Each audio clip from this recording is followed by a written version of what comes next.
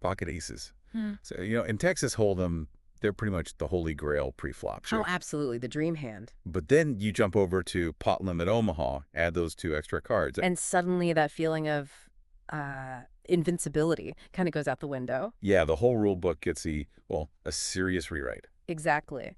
So today we're doing a deep dive into playing those aces, AX, in, the four-card world of PLO. Okay. And the big takeaway, like right up front, what works in Hold'em? Well, it can be a bit of a recipe for disaster in Omaha. Right. So our mission today really is to help you figure out how to actually use those aces effectively in PLO. Hmm. Forget just automatically raising like you might in Hold'em. We need to get into the strategic stuff, the nuances that make the difference. Yeah, the things that separate players who actually win with aces in PLO from those who just, well, bleed chips with them. Okay, so what's the core difference then? Why the big shift? It really boils down to one thing. In PLO, all four of your cards count. They absolutely have to work together. Ah, okay. Not just the best two, like in Hold'em. No, you need combinations, different ways to win, and that's why the Hold'em mindset just doesn't quite cut it for aces here. Got it.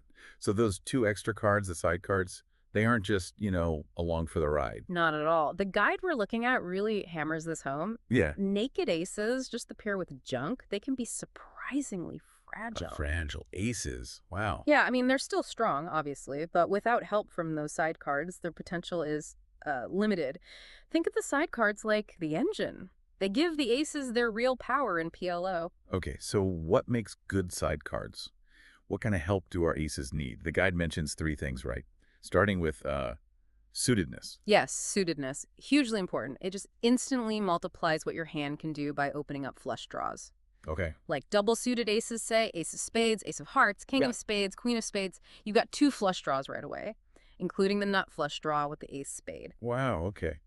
That's powerful. It is. And even single-suited hands like maybe ace spades, ace hearts, king spades, queen clubs still adds a lot of value. Much more impactful than in Hold'em. Right, right. More ways to hit something strong. Okay, what's the second thing? Connectivity. Making straights. Exactly. Connected side cards like an ace, jack 10, maybe double suited like ace spades, ace hearts, jack diamonds, 10 diamonds, gives you that crucial straight potential. And higher straights are better, I assume. Definitely.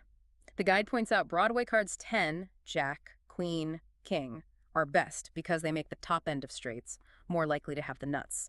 So connectivity adds like another weapon to your arsenal beyond just the pair. Makes sense. And the third characteristic, another pair, like ace, king, king. Oh, yeah. That's incredibly strong. Ace, king, king, maybe suited once or twice. Monster potential. Why is that so good? Well, think about the flop. You can hit top set with your aces, or you can hit top set with your kings, or maybe even flop two pair right away. It just gives you so many ways to flop a dominant hand. Okay, so suitedness, connectivity, another high pair, that's the dream team for our aces. Pretty much, yeah. What about the bad side cards? The guide calls them danglers.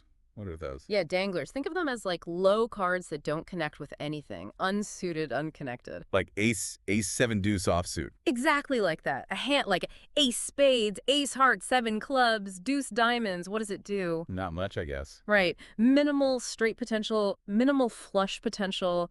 Doesn't hope make another pair, really. They just kind of hang there, leaving your aces really vulnerable. You're basically just hoping to hit trip aces. Okay, so it's crystal clear not all AX hands are the same in PLO. Far from it. Absolutely not. And the guide helps by categorizing them to figure out pre-flop strategy. Yeah, it provides a framework, sort of a starting point for deciding how aggressive to be before you even see a flop. It's crucial for breaking that Hold'em habit of just auto-raising aces. Let's break that down. Top tier first. Magnum aces or ultra premium. Sounds good. These are the absolute nuts pre-flop. Double suited with high connectors, like ace spades, ace diamonds, king spades, queen diamonds, or ace clubs, ace hearts, jack clubs, 10 hearts. Okay, the best of the best, what's the play? With these, you should almost always be raising aggressively, pretty much from any position. Build the pot, try and isolate one opponent if you can. You want to get value and push your edge. Makes total sense. Yeah. Then we have premium aces. Still good, but maybe slightly less amazing. Yeah, still very strong. Think single-suited with good Broadway cards, maybe an ace hearts, ace diamonds, king diamonds, 10 spades, or aces with another high pair, like we mentioned, ace spades, ace hearts, king spades, king clubs. Okay. And the strategy? Still raise. Generally, yes, definitely raising hands, especially in later position where you have more info. But here you might start thinking a bit more about, who's at the table? Are they tight? Are they loose? Adjust a little based on that. Got it.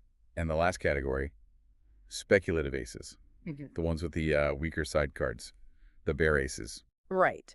The ace 9-6 offsuit, or that ace 7 deuce we talked about. Hands like a shero or hand 9-6 suro. What's the plan with these? Fold. Not necessarily fold pre-flop always, but No. the guide suggests raising is usually not the best idea. Maybe you limp in or just call a small raise if you're in position, especially if the game is short-handed. Why just call? Because they're vulnerable. You need the flop to hit your aces hard or maybe give you some backdoor draw you didn't expect. You really don't want to build a big pot pre-flop and then be stuck after the flop, especially multi-way. They perform poorly when lots of people see the flop. Right. Proceed with caution is the message there. Definitely. So a totally different preflop world for aces. Now the guide talks about other key factors. Position first. We know position is king in poker, but maybe even more so in PLO. Oh, absolutely. Even more critical because Yeah. PLO is such a drawing game and pots go multi-way so often. Right. Playing any hand out of position is tough, but playing aces out of position, especially those speculative ones, you're just guessing so much. Having position gives you that crucial information edge after the flop. Makes sense. And stack sizes, how do they change things? Well, with deeper stacks, those speculative hands, if they have some suitedness or connection, actually go up in value a bit. Why is that? Because you have the implied odds. You can potentially win a huge pot if you hit your draws. But with shorter stacks, say 100 big lines or less, getting it all in pre-flop with your magnum or premium aces becomes much more appealing.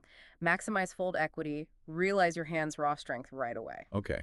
And adapting to opponents, kite versus loose. Yeah, standard poker adjustments, but important here. Against tight players, your raises with good aces get more respect, maybe win the pot pre-flop more often. And against loose players. Well, against loose, aggressive types, you have to be ready for action. They'll call raises wider, they'll play back more. So you need to think, okay, how does my specific AX hand actually play against the kind of hands they might show up with? Right. Not just relying on the AA. Exactly. And the guide mentions multi-way pots being dangerous for aces. Why specifically in PLO? Just probability, really. The more players see the flop, the higher the chance someone is connected really strongly. Like flop two pair or a set or a big draw. Precisely. Your simple pair of aces shrinks in value very quickly as more opponents stick around. So with your strong aces, you really want to try and isolate. Get a heads up or maybe three-way at most. Okay, so quick pre-flop recap. Aggressive with the best, cautious with the worst. Always think position, stacks, opponents. You got it. What about after the flop? This seems like where things get really tricky. This is where a lot of the money is won or lost with aces and PLO. The biggest danger the guide points out. Overvaluing a bare overpair. Just having the two aces and nothing else on the flop. Yeah, you flop top pair basically. It's Right. in Hold'em, that's often very strong. In PLO, on many boards, it can be quite mediocre. So you need to look at the board texture. Critically, is it dry, like King 7 deuce rainbow? Your aces are looking pretty good there. Okay. But is it wet, like 10-9-8 with two hearts? Or Jack 10-7 monotone? Now your bare aces are incredibly vulnerable. Straights are possible, flushes are possible, sets are possible. And if the board is bad, you need to be ready to. Fold. You Ah, absolutely have to have the discipline to fold your aces when the board is dangerous and you're facing real aggression. Unless you have strong draws with your aces, if you have that ace-ace hand with a nut flush draw or maybe a big wrap straight draw alongside your overpair, now you can play much more aggressively because you have multiple ways to win the pot. Right. It comes back to those side cards helping out. Always. Okay, that leads perfectly into common mistakes. I bet overvaluing bare aces is number one. It has to be. Treating every AX like it's the nuts is just such a common and very expensive leak in PLO. Those side cards, they tell the real story. And mistake number two, getting stacked on bad flops with just the overpair. Yep. Seeing that scary flop, facing a big bet or a raise and just thinking, but I have aces, and putting all your chips in, learning when to let go on those unfavorable textures is a massive skill jump. It sounds like it requires real discipline. It does. Emotional detachment from the aces almost. And the last mistake mentioned is playing strong aces too passively. Right. The flip side, you do flop well. Maybe you have aces with the nut flush draw or top set. You can't just check and let people draw cheaply against you. Go to charge them. Exactly. Build the pot, protect your hand, make them pay to chase their draws, especially with those magnum or premium aces. Okay, so let's wrap this deep dive up. Yep. Pocket aces in PLO. Powerful? Yes, but definitely not simple. Not simple at all. It demands a totally different way of thinking compared to Hold'em. It really is all about looking at those crucial side cards first. And then factoring in positions, step sizes, your opponents, the board texture. And just fundamentally understanding that not all aces are created equal in this four-card game. That's the core message. You need to categorize your aces, adapt your strategy, and be really aware of those common pitfalls, especially just falling in love with the aces themselves. Excellent summary. Yeah. Okay, so for you listening, here's something to think about. Cast your mind back. Think about the last time you were dealt pocket aces in a PLO game. Mm-hmm. Knowing what you know now, especially about how much those side cards matter and how dangerous certain flops can be, would you play that hand differently today? That's a great question to ponder. It really gets you thinking about applying this stuff. Definitely some food for thought as you navigate the very exciting, sometimes maddening, but always interesting world of pot limit Omaha.